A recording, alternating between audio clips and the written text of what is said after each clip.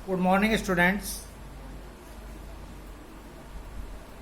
तो हम स्टार्ट करते हैं आज लेसन नंबर 6 मैक्रो का मनी।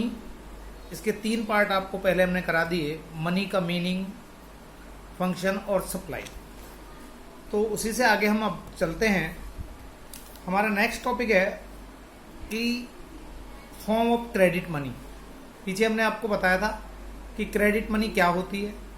क्रेडिट मनी में आपको बताया कि क्रेडिट मनी वो होती है जिसकी कमोडिटी वैल्यू कम होती है और मनी वैल्यू ज़्यादा होती है। कमोडिटी वैल्यू यानी जिस कमोडिटी की वो मनी बनी हुई है वो हमेशा कम होती है, और जो उस पर फेस वैल्यू है, जो मनी उस पर अंकित है, जैसे 100 के नोट पर 100 रुपये लिखा हुआ है, तो वो 100 जो है वो उसकी मनी वैल्यू है, वो ज़्यादा है। और क्योंकि नोट है उस पर 100 लिखा हुआ है, नोट कागज का बना हुआ है, तो उस कागज पर से अगर हम 100 को मिटा दें तो उसकी अपनी कोई वैल्यू नहीं रह जाती। तो क्रेडिट मनी के कुछ टाइप्स हैं, उनमें आप देखेंगे सबसे पहले है प्रतीक सिक्के यानी टोकन कॉइन्स। टोकन कॉइन्स क्या होते हैं? जैसे अपने देश के अंदर 1 रुपए का सिक्का, 2 रुपए का, 5 रुपए का, 10 रुपए का, जितने भी हमारे यहाँ सिक्के हैं, ठीक है, वो सांकेतिक सिक्के भी कहलाते हैं या टोकन कॉइन्स कहलाते हैं। इन कॉइन्स में अगर आप बात करें तो इनकी जो कॉइन्स है उसकी जो कमोडिटी वैल्यू है वो कम होती है और जो मनी वैल्यू है वो ज़्यादा होती है। जैसे 5 रुपए के सिक्का है, उस पर 5 लिखा हुआ है, तो अगर हम उसको 5 रुपए में चलाते हैं उस सिक्के को, तो 5 रुपए के बराबर हम वस्तु खरीद सकते हैं। लेकिन यदि उस सिक्के पर से 5 का अंक जो है उसको मिटा दें हम, तो उसकी अपनी कोई वैल्यू नहीं रह जाती, यानी वो 5 रुपए के बराबर नहीं बिकेगा। इसके बाद है रिप्रेजेंटेटिव टोकन मनी या प्रतिनिधि प्रतीक मुद्रा, यानी ऐसी मुद्रा जो टोकन मनी को रिप्रेजेंट करती है। जैसे कि 100 रुपए का नोट, 200 रुपए का नोट, पहले वाला टोकन क्वाइंस था, ये टोकन मनी है। तो 100, 200, 500 के जितने भी नोट हैं वो टोकन क्वाइंस का या टोकन मनी का को रिप्रेजेंट करते हैं। और इसमें भी जो है कमोडिटी वैल्यू कम होती है और मनी वैल्यू ज़्यादा होती है, क्योंकि आप जानते हैं कि सारे जो है क्रेडिट मनी के ही टाइप्स हैं। और ऐसी मुद्रा को, मनी को हम गुड्स और सर्विसेज में बदलने की हमें फैसिलिटी होती है, सुविधा होती है। यह मुद्रा की सूचक या प्रतिनिधि होती है, ये रिप्रेजेंट करती है मुद्रा को। पेपर मनी जो है, पत्र मुद्रा, प्रतिनिधि मुद्रा का एक उदाहरण है। इसके बाद केंद्रीय बैंक के द्वारा जारी किए गए परामर्शी या प्रोनोट का परिचलन। देखिए, जितनी भी करेंसी है, जितने भी नोट हैं, वो सेंट्रल बैंक ने जारी किए हुए हैं। और इन सेंट्रल बैंक द्वारा जो जारी किए गए नोट होते हैं उसको हम परामर्शी नोट या प्रोनोट कहते हैं।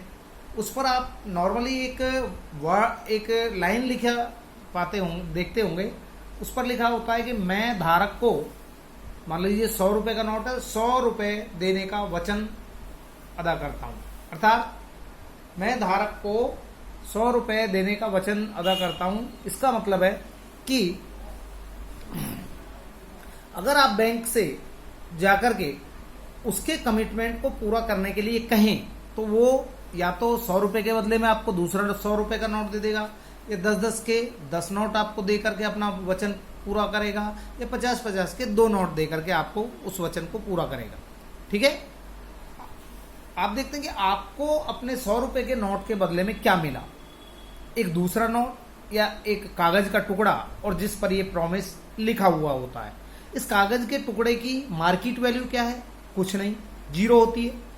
स्पष्ट है कि जो प्रॉमिसरी नोट है, प्रॉमिसरी नोट जो सेंट्रल बैंक द्वारा इशू किए गए हैं, उनका वस्तु मूल्य उनके मौद्रिक मूल्य से बहुत कम होता है, इसलिए इसे हम क्रेडिट मनी यानी साख मुद्रा कहते हैं। इसके बाद जो नेक्स्ट है, बैंकों की मांग जमाएं यानी डिमांड डिपॉजिट एट बैंक। मांग जमाएं क्या होती हैं? डिमांड डिपॉजिट क्या होती है? वो डिपॉजिट होती हैं जिन्हें आप केवल चेक के द्वारा निकलवा सकते हैं, विड्रॉ कर सकते हैं, या चेक के माध्यम से किसी अन्य व्यक्ति को ट्रांसफर कर सकते हैं। इन जमाओं के पीछे जो जमा आप करते हैं या हम करते हैं, जो भी जमाएं बैंक में, बैंक द्वारा किसी मूल्यवान धातु जैसे सोने चांदी की हमें कोई गारंटी नहीं दी जाती, कोई आश्वासन नहीं दिया जाता कि हम बैंक के पास जमा कर रहे हैं और उसके बदले में बैंक हमें कोई सोना चांदी या कोई अन्य धातु हमें अपनी गिरवी रख दे, मॉर्गेज रख दे। दूसरे शब्दों में एक चेक का वस्तु मूल्य, चेक के बारे में क्योंकि डिमांड डिपॉजिट चेक का जो वस्तु मूल्य होता है वो उसकी मनी वैल्यू यानी कमोडिटी वैल्यू मनी वैल्यू से कम होती है, क्योंकि इसमें भी एक चेक पर मान लीजिए 1 लाख रुपया लिखा हुआ है तो उसकी मनी वैल्यू 1 लाख है, लेकिन अगर उस पर 1 लाख को मिटा दें तो उस चेक की अपनी वैल्यू क्या है, वो एक कागज के टुकड़े के बराबर है। इसलिए बैंक में जो मांग जमाएं हैं, जो चेकेबल जमाएं होती हैं, उनको भी क्रेडिट मनी का ही प्रकार कहा जाता है। अब जो नेक्स्ट टॉपिक हम डिस्कस करेंगे वो है मनी के फंक्शंस। देखिए बेटा, मनी के 3 फंक्शंस होते हैं, प्राइमरी फंक्शन या मेन फंक्शन कहते हैं, सेकेंडरी फंक्शन जिसको हम सब्सिडरी फंक्शन भी कहते हैं, और तीसरा कंटीजेंट फंक्शन यानी आकस्मिक कार्य। तो मुद्रा के जो मनी के जो प्राइमरी फंक्शन है या मुख्य कार्य है, जब आपको ये पूछा जाएगा 4 मार्क्स में कि मनी के प्राइमरी फंक्शंस क्या हैं, तो आप केवल 2 लिखेंगे। 2 प्राइमरी फंक्शन होते हैं, एक मीडियम ऑफ एक्सचेंज और मेजरमेंट ऑफ वैल्यू, यानी एक तो विनिमय के माध्यम के रूप में कार्य करती है मनी। तो इसमें आप लिखेंगे कि मुद्रा जो है, मुद्रा का जो मुख्य कार्य है वो वस्तुओं के लेन देन के माध्यम के रूप में कार्य करना है, अर्थात मुद्रा के द्वारा एक व्यक्ति आसानी से अपनी आवश्यकता की वस्तुएं खरीद सकता है और जो उसके पास आधिक्य उत्पादन है, यानी जो उत्पादन उसके पास अधिक हुआ है, उसको बेचकर मुद्रा प्राप्त कर सकता है। तो मुद्रा के माध्यम से आप इजीली लेन देन कर सकते हैं। मान लीजिए बार्टर सिस्टम ने हमें पढ़ा था कि वहां गुड्स का एक्सचेंज गुड्स से होता था। मीन्स आपके पास अगर वीट का प्रोडक्शन ज्यादा हुआ है, गेहूं का, और आपको राइस चाहिए, तो पहले वहां आपको उस व्यक्ति को तलाश करना होता था, ढूंढना होता था जो आपको राइस दे दे। दूसरा, आपका गेहूं ले ले, वीट ले ले, उसके पास राइस ज्यादा मात्रा में हो, सरप्लस हो, और आपके पास वीट ज्यादा मात्रा में हो, और फिर आप राइस लेने के लिए तैयार हो जाए, तभी लेन देन हो सकता था। लेकिन मान लीजिए आपके पास राइस ज्यादा था, आपके पास वीट ज्यादा था, उसके पास वो वीट लेना चाहता है लेकिन उसके पास राइस नहीं है, तो लेन देन नहीं होता था। लेकिन जो मुद्रा है, मुद्रा के माध्यम से मान लीजिए आपके पास वीट ज्यादा प्रोड्यूस हुआ है, तो आप क्या करते हैं आज के टाइम में, आप उस गेहूं को, या एक किसान होने के नाते उस गेहूं को आप मार्केट में ले जाते हैं और उस गेहूं को बेचकर आप पैसा प्राप्त करते हैं, यानी राशि प्राप्त कर लेते हैं। उसके बाद आपको चावल चाहिए, तो जो पैसे आपको प्राप्त हुए हैं उससे मार्केट से पैसे देकर के आप चावल खरीद लेते हैं। तो पहला कार्य यही है मुद्रा का कि मुद्रा के माध्यम से कोई भी व्यक्ति आसानी से अपनी आवश्यकता की वस्तुएं खरीद सकता है और अपने आधिक्य उत्पादन को मुद्रा के बदले में बेच सकता है। इसके बाद है सेकंड है मुद्रा मूल्य के मापदंड का कार्य करती है। मूल्य के मापदंड या मूल्य की इकाई के रूप में भी कार्य करती है। बार्टर सिस्टम में जो एक प्रॉब्लम मुख्य आती थी वो थी कि एक वस्तु का मूल्य दूसरे वस्तु के मूल्य के बराबर हुआ करता था। जैसे मान लीजिए आपके पास गाड़ी है, उस समय में बार्टर सिस्टम जिस टाइम था, आज से 50 साल पहले, और आपको उस समय पूछा जाता कि भाई आपकी गाड़ी का मूल्य क्या है, तो आप कहते भाई 4 भैंसों के बराबर, 2 गायों के बराबर, या 10 क्विंटल अनाज के बराबर। यानी आपको आपकी गाड़ी का मूल्य वस्तुओं के रूप में मापना होता था। लेकिन आज जो मुद्रा है, मुद्रा ने वस्तु के मूल्य को मापना सरल बना दिया है। आज के समय में अगर आपको पूछा जाए कि भाई आपकी गाड़ी का मूल्य क्या है, तो आप कह देते हैं 4 लाख, 5 लाख, ठीक है। तो ये कार का मूल्य मुद्रा में मापा जाता है, मापा गया मूल्य है, ठीक है। इसके बाद मुद्रा के माध्यम से ही जो हम अकाउंट सिस्टम पढ़ते हैं, डेबिट क्रेडिट, जो अकाउंट्स बनाते हैं, जब से मुद्रा प्रचलन में आई है तभी से ये अकाउंट्स भी पॉसिबल हुए हैं। क्योंकि आप जानते हैं कि जब वस्तुओं का लेन देन वस्तुओं में किया जाता है तो उसमें उनकी एंट्री नहीं की जा सकती, उनके अकाउंट्स नहीं बनाए जा सकते। ठीक है। मुद्रा ने जो है वस्तु विनिमय प्रणाली की जो दूसरी समस्या थी, मेजरमेंट ऑफ वैल्यू, यानी वस्तु के मूल्य को मापने में जो कठिनाई थी, उसको आसान कर दिया है। आज कोई भी व्यक्ति अपनी वस्तु का मूल्य आसानी से मुद्रा में व्यक्त कर सकता है। जैसे मान लीजिए आप 1 किलो चीनी लाते हैं, शुगर, और उसकी कीमत है 40 रुपए किलो, तो यह चीनी का मुद्रा के रूप में मापा गया मूल्य है। तीसरा, ये 2 फंक्शन थे, मेन फंक्शन आपके मनी के। अब जो नेक्स्ट है वो है सेकेंडरी फंक्शन। सेकेंडरी फंक्शन यानी सहायक कार्य मुद्रा के क्या होता है? तो 3 सहायक कार्य होते हैं मुद्रा के। सेकेंडरी फंक्शन कितने थे? 3 होते हैं। स्थगित भुगतानों का मान, स्टोर ऑफ वैल्यू सेकंड था, डेफर्ड पेमेंट और कॉन्ट्रेक्चुअल पेमेंट इजी हो जाते हैं, इससे वैल्यू को इजीली स्टोर किया जा सकता है, और ट्रांसफर ऑफ वैल्यू यानी वैल्यू को एक स्थान से दूसरे स्थान पर मुद्रा के रूप में इजीली आप ट्रांसफर कर सकते हैं। तो सबसे पहले हम बात करते हैं कॉन्ट्रेक्चुअल पेमेंट या डेफर्ड पेमेंट। सबसे पहले डेफर्ड पेमेंट क्या होते हैं? डेफर्ड पेमेंट वो पेमेंट होते हैं जिनके डॉक्यूमेंट तो आज साइन हो जाते हैं, यानी आप मान लीजिए कोई समझौता करते हैं, कोई एग्रीमेंट करते हैं, तो उसके डॉक्यूमेंट्स पे साइन आज कर देते हैं और उसको कह देते हैं भाई 1 साल बाद आपको पैसे का पेमेंट कर देंगे, लेकिन पेमेंट इन फ्यूचर होती है, वो डेफर्ड पेमेंट है। यानी जिनके डॉक्यूमेंट साइन आज हो जाते हैं, जो है पेमेंट फ्यूचर में करनी होती है। बड़े बड़े जो बिजनेसमैन हैं वो अपने बिजनेस के दौरान बहुत से लेन देन करते हैं, और वो लेन देन कैसे होते हैं कि आज उन्होंने माल मंगा लिया लेकिन पेमेंट 2 महीने 4 महीने बाद कर दी, इन्हीं को डेफर्ड, यानी जो वर्तमान में ना करके फ्यूचर में किए जाए। ये 2 मार्क्स में 1 मार्क्स में आ सकता है। डेफर्ड पेमेंट क्या है? तो मनी की सहायता से डेफर्ड पेमेंट यानी फ्यूचर में किए जाने वाले भुगतान आसानी से किए जा सकते हैं। ठीक है।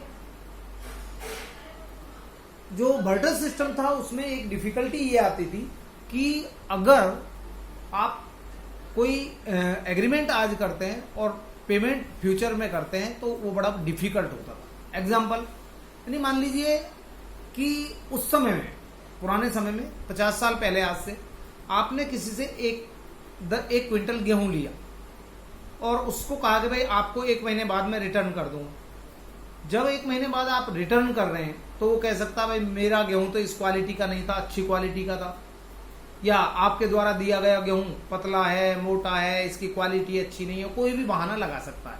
लेकिन आज जब मनी प्रचलन में है तो मनी ने इसको बड़ा इजी कर दिया है। आज मान लीजिए आप किसी से 10,000 रुपए उधार लेते हैं और 2% पर ब्याज पर लेते हैं, 2 महीने के लिए लेते हैं, तो 2 महीने बाद उसको 10,000 प्लस में उसका ब्याज इजीली रिटर्न कर देते हैं। आपको उन्होंने 2,000 रुपए के नोट दिए हैं और आप 500 में भी पेमेंट करेंगे तो वो मना नहीं कर सकता। ठीक है। तो मनी ने जो फ्यूचर में किए जाने वाले जो पेमेंट है उनको इजी बना दिया है। दूसरा, आज मान लीजिए आप कहीं जॉब करते हैं, जब जॉब के स्टार्टिंग में आपके और ओनर के बीच में एग्रीमेंट होता है, बात होती है कि भाई ओनर कहता है कि आपको 10,000 रुपए महीने की सैलरी दी जाएगी, 1 महीने काम करने के बाद आपको 10,000 रुपए मिल जाते हैं। लेकिन बार्टर सिस्टम में बड़ा डिफिकल्ट होता था। बार्टर सिस्टम में क्या था कि मान लीजिए आपसे कहा कि भाई 1 महीने आपने काम करना है और आपको ये गाय दी जाएगी, हो सकता है गाय बीमार हो जाए, कमजोर हो जाए, मोटी हो जाए, तो आप लेने से मना कर सकते थे। लेकिन आज ऐसी समस्या नहीं आती है, क्योंकि जो मनी है उसमें जनरल एक्सेप्टेंसी अर्थात सामान्य स्वीकृति का एक गुण पाया जाता है, यानी सामान्य रूप से हर व्यक्ति इसको स्वीकार कर लेता है। ठीक है। इसी के साथ नेक्स्ट जो पॉइंट है वो है मूल्य का संचय। आप देख रहे हैं 4th पॉइंट जो है मूल्य का संचय। वस्तु जो मनी है उसने स्टोर ऑफ वैल्यू के रूप में मूल्य के संचय को भी इजी कर दिया है। मुद्रा को आप आसानी से संचय कर सकते हैं, सेव कर सकते हैं, रिजर्व कर सकते हैं, उसके लिए बहुत ज्यादा स्पेस की आवश्यकता नहीं होती। मुद्रा की वैल्यू बहुत ज्यादा इनफ्लेक्सिबल नहीं होती, अर्थात बहुत ज्यादा उसमें उतार चढ़ाव नहीं आते। काफी लंबे टाइम बाद आपको महसूस नहीं होता, लेकिन थोड़ा थोड़ा गिरावट आती है, लेकिन इतनी जल्दी नहीं आती है। लेकिन बार्टर सिस्टम में जब आप वैल्यू को स्टोर करते थे तो बड़ा डिफिकल्ट था। जैसे मान लीजिए आपने संचय उस समय में करना, तो गाय भैंस बकरियों का या गेहूं का करना, गेहूं कुछ समय बाद खराब हो सकता है, गाय भैंस मर सकती हैं, ठीक है। फिर दूसरा बात, उन्हें पशुओं को रखने के लिए बहुत ज्यादा स्पेस चाहिए, स्पेस के साथ साथ उनको अगर आप खिलाते पिलाते रहोगे तो वो जीवित रहेंगे, अन्यथा नहीं। और फिर उनका भी एक जीवन काल होता है, कुछ समय बाद वो बूढ़े, जो पशु है वो बूढ़े हो जाते हैं और कुछ समय बाद उनकी मृत्यु हो जाती है। लेकिन मनी में ऐसी कोई परेशानी नहीं होती है। मनी को आप, बहुत से लोग एक जनरेशन में इकट्ठा करते हैं, दूसरी जनरेशन के काम आ जाती है। मुद्रा को एक पॉकेट में आप एक चेक में करोड़ों रुपए लिख कर रख सकते हैं, ठीक है। मनी के लिए बहुत ज्यादा स्पेस की आवश्यकता नहीं होती, इसलिए मुद्रा जो है मूल्य के संचय का काम भी करती है। इसने इस काम को भी बड़ा आसान कर दिया है। इसके बाद है बेटा लास्ट जो पॉइंट है आपका, वो है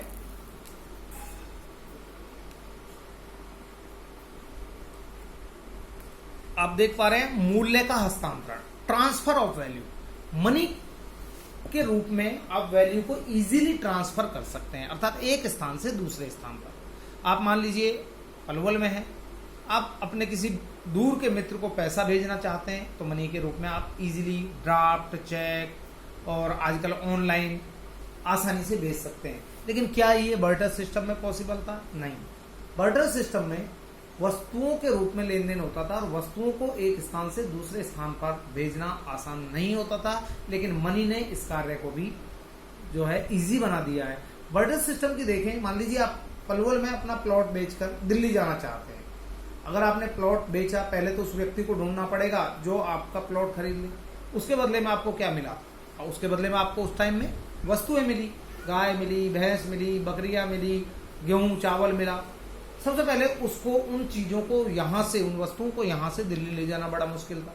और हम ये मान भी लें कि आप बहुत अधिक प्रयास करने के बाद उसको दिल्ली ले जाने में सफल हो गए, तो जिसका आप प्लॉट खरीद रहे हैं, जिसका आप मकान खरीद रहे हैं, अब ये जरूरी नहीं कि वो वस्तुएं ले जो आप लेकर गए हैं, वो उनको इनकार कर सकता है, ठीक है। तो इसलिए उस समय में ट्रांसफर ऑफ वैल्यू बड़ा डिफिकल्ट होता था, लेकिन मनी ने इस कार्य को बड़ा इजी कर दिया है। तो ये बेटा प्राइमरी फंक्शन और सेकेंडरी फंक्शन आपके कंप्लीट हुए। अब हम कंटीजेंट फंक्शन पढ़ते हैं। कंटीजेंट फंक्शन में क्या है? साख मुद्रा का आधार, मुद्रा के प्रचलन से पूर्व, यानी ये बेस होता क्रेडिट क्रिएशन का। मुद्रा के प्रचलन, जब मुद्रा का इवोल्यूशन हुआ, प्रारंभ हुआ, तो उससे पहले साख का निर्माण संभव नहीं था, क्रेडिट क्रिएशन पॉसिबल नहीं था। आज लगभग सभी देशों में cheque, draft, bill of exchange यानी विनिमय पत्र आदि साख पत्रों का प्रयोग किया जाता है। क्रेडिट जो है डॉक्यूमेंट है, इनको यूज करते हैं। इन साख पत्रों का बेस जो है वो मनी है, यानी जब से मनी का इवोल्यूशन हुआ तभी से चेक, ड्राफ्ट, बॉन्ड इत्यादि भी हमें सुनने को मिले। उससे पहले ये नहीं होते थे। लोग अपनी आय में से कुछ राशि मुद्रा बैंकों में जमा करवाते हैं बचत के रूप में। इस जमा को ही चेकों द्वारा मुद्रा के रूप में निकलवा सकते हैं। इस जमा राशि के आधार पर बैंक साख का निर्माण करते हैं। ये आपको नेक्स्ट चैप्टर में बड़ा डिटेल में बताएंगे। अधिकतम संतुष्टि का माप, मनी के रूप में धन एक्सपेंडिचर करके, व्यय खर्च करके कंज्यूमर जो है अधिकतम संतुष्टि प्राप्त कर सकता है।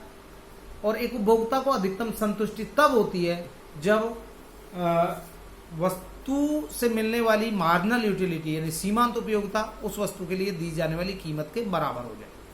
यानी जितना आप खर्च कर रहे हैं और वस्तु से उतनी मार्जिनल यूटिलिटी मिल रही है, जहां वो बराबर हो जाती है, तो वो अधिकतम संतुष्टि उपभोक्ता की हो जाती है। इसी प्रकार एक जो प्रोड्यूसर है उसको अधिकतम सेटिस्फेक्शन तब मिलती है, अधिकतम संतुष्टि तब मिलती है जब वो अपने लाभों को अधिकतम करने में सफल हो जाता है।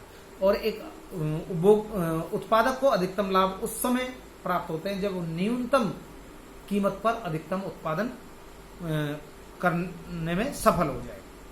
इसके बाद राष्ट्रीय आय का वितरण यानी डिस्ट्रीब्यूशन ऑफ नेशनल इनकम। देखिए, प्रोडक्शन के 4 फैक्टर होते हैं, लैंड, लेबर, कैपिटल और एंटरप्रेन्योरशिप, यानी भूमि, श्रम, पूंजी और उद्यम। इन चारों को जो इनकम होती है उसके जोड़ को हम कहते हैं नेशनल इनकम। अब ये नेशनल इनकम का जो डिस्ट्रीब्यूशन है विभिन्न फैक्टरों में, क्योंकि फैक्टर सर्विसेज प्रोवाइड कराते हैं, उसके बदले में उनको कितना कितना दिया जाए, ठीक है, वो मनी में ही पॉसिबल होता है। अर्थात 500 रुपये लेबर के, 1000 रुपये मकान के किराए के और 1000 रुपये प्रॉफिट के, इस तरह जब डिस्ट्रीब्यूट कर रहे हैं तो ये मनी में ही पॉसिबल है। ठीक है। इसके बाद है निर्णय का वाहक, बैरियर ऑफ ऑप्शन, अर्थात मुद्रा जो है आपके निर्णय के अनुसार जो है आप उसको यूज कर सकते हैं। मान लीजिए आपने 10,000 रुपये एक टीवी खरीदने के लिए रखे हैं, अचानक परिवार में कोई परेशानी आ जाए तो आप, अगर आपके पास मुद्रा है, मनी है, तो आप अपने डिसीजन को इजीली चेंज कर सकते हैं। अर्थात टीवी ना खरीदकर पहले उस परेशानी को सॉल्व करने पर वो 10,000 रुपया खर्च कर सकते हैं। ठीक है। इस प्रकार मुद्रा आपके डिसीजन के अकॉर्डिंग काम करती है। इसके बाद है शोधन क्षमता की गारंटी, यानी गारंटी ऑफ सॉल्वेंसी, यानी जिस व्यक्ति के पास मनी होती है, आरपी केंट ये कहते हैं कि किसी व्यक्ति या संस्था के पास मुद्रा, मनी का होना उसकी अपने आप में गारंटी है। अगर जिस व्यक्ति के पास मनी है वो उसकी गारंटी देने का काम करती है। अपनी शोधन क्षमता की गारंटी को बनाए रखने के लिए, अपनी रेपो को बनाए रखने के लिए हर व्यक्ति, फर्म, बैंक या बीमा कंपनी को मुद्रा के रूप में कुछ ना कुछ धन अवश्य अपने पास रखना पड़ता है। मौद्रिक जमाएं, जो मनी के रूप में जो जमाएं हैं, वो शोधन क्षमता की गारंटी का, यानी गारंटी ऑफ सॉल्वेंसी का काम भी करती है। और इसके बाद है पूंजी की तरलता में वृद्धि। केंज का विचार है कि मुद्रा में सामान्य स्वीकृति का गुण होता है, यानी लिक्विडिटी बढ़ाती है कैपिटल की। केंज का ये मानना है कि जनरल एक्सेप्टेंसी होती है मनी में, कोई भी व्यक्ति इसको लेने से इनकार नहीं करता। इसके कारण पूंजी को तरल बनाए रखने का ये कार्य करती है। हम मान लीजिए कोई व्यक्ति हमें 2 लाख के बदले में मकान दे रहा है, तो हम मकान लेने से मना कर सकते हैं, दुकान लेने से मना कर सकते हैं, भूमि लेने से मना कर सकते हैं, लेकिन कोई भी व्यक्ति मनी लेने से मना नहीं कर सकता। मुद्रा के रूप में पूंजी लेने से कोई भी इनकार नहीं कर सकता है। तो मुद्रा जो है वो लिक्विडिटी को इंक्रीज करती है। तो इस प्रकार ये आपके मनी के फंक्शन हुए। नेक्स्ट टॉपिक आपको नेक्स्ट वीडियो में बताएंगे। थैंक्स।